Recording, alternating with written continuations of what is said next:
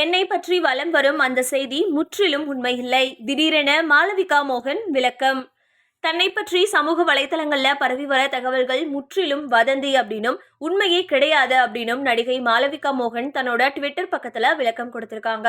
பிரபாஸோட ராஜா சாப், கார்த்தியோட சர்தார் 2 அப்படின்னு பல படங்கள்ல நடிச்சு வர நடிகை மாளவிகா மோகன் அடுத்ததா இயக்குனர் பாபி கொல்லி இயக்க உள்ள படத்துல மெகா ஸ்டார் சிரஞ்சீவிக்கு ஜோடியா நடிக்கிறாங்க அப்படின்னு செய்திகள் வெளியாகி ரசிகர்களிடையே பெரும் எதிர்பார்ப்பை ஏற்படுத்திய நிலைமையில அது முற்றிலும் வதந்தி அப்படின்னு சொல்லியிருக்காங்க. இந்த வதந்திகளுக்கு முற்றுப்புள்ளி வைக்கிற வகையில நடிகை மாளவிகா மோகன் தன்னோட சமூக வலைதள பக்கத்துல விளக்கம் அளிச்சிருக்காங்க. தான் சிரஞ்சீவி படத்துல நடிக்கவில்லை அப்படின்றதை அவங்க உறுதிப்படுத்தியிருக்காங்க. மாளவிகா மோகன் தன்னோட பதிவுல சிரஞ்சீவி சார் கூட இணைந்து பணியாற்ற நான் ஆவலா இருக்கேன். ஆனா பாபி சார் இயக்குற மெகா 158 படத்துல நான் நடிக்கிறதா வெளியான தகவல்கள் உண்மை இல்ல. அதை நான் தெளிவுபடுத்த விரும்புறேன். இந்த படத்தில் நான் ஒரு பகுதியாக இல்லை அப்படின்னு குறிப்பிட்டிருந்தாங்க. தற்போது மாளவிகா மோகன் பிரபாஸ் நடிக்கிற தி ராஜா சாப் திரைப்படம் மூலமா தெலுங்குல அறிமுகமாக போறாங்க. இந்த படம் 2026 ஜனவரியில திரைக்கு வர திட்டமிடப்பட்டிருக்கு. கார்த்தியோட சர்தார் 2 படத்திலையும் முக்கிய கதாபாத்திரத்துல மாளவிகா மோகன் நடிக்கிறாங்க.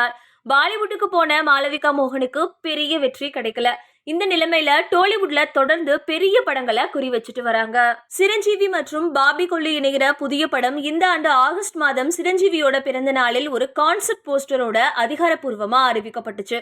தற்காலிகமாக சிறு பாபி 2 அப்படின்னு பெயரிடப்பட்டிருக்க இந்த கூட்டணி ஏற்கனவே வால்டர் வீரையா அப்படின்ற பாக்ஸ் ஆபீஸ் வெற்றி படத்தை கொடுத்திருக்கு. பாபி கொல்லியோட முந்தைய படமான டாக்கு மகாராஜ் இந்த ஆண்டு ஜனவரியில வெளியாகி பாக்ஸ் ஆபீஸ்ல மிக பெரிய வசூலை ஈட்டுச்சு.